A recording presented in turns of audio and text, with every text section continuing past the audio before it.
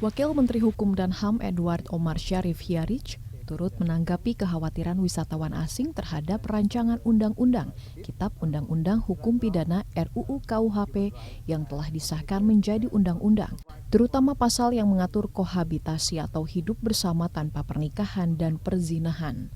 Edi menganggap kekhawatiran wisatawan asing berlebihan sebab dalam UU KUHP terbaru dikenakan delik aduan absolut, yakni yang dapat mengadukan hanyalah orang tua ataupun anak.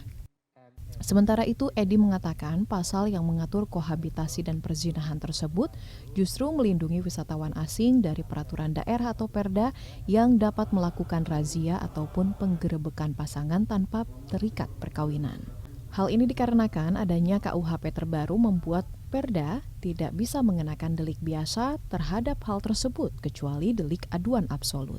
Tanggapan tersebut disampaikan Wakil Menteri Hukum dan HAM Edward Omar Syarif Hiarij dalam konferensi pers yang digelar di Gedung Kementerian Luar Negeri Jakarta Senin 12 Desember. Jadi saya ingin menegaskan, ya silahkan datang ke Indonesia turis asing karena Anda tidak akan bisa dikenakan pasal ini. Ini adalah delik aduan yang absolut yang bisa diadukan oleh orang tua atau anak. Kecuali kalau orang tuanya yang di luar negeri atau anaknya di luar negeri mengadu kepada aparat yang ada di Indonesia.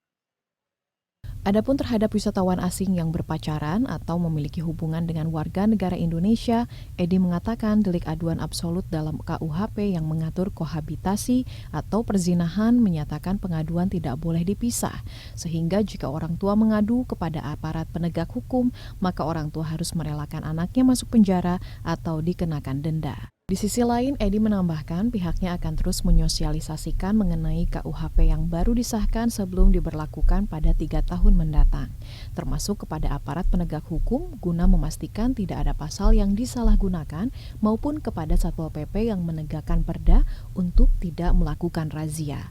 Dari Jakarta, Rio Faisal, Kantor Berita Antara mewartakan.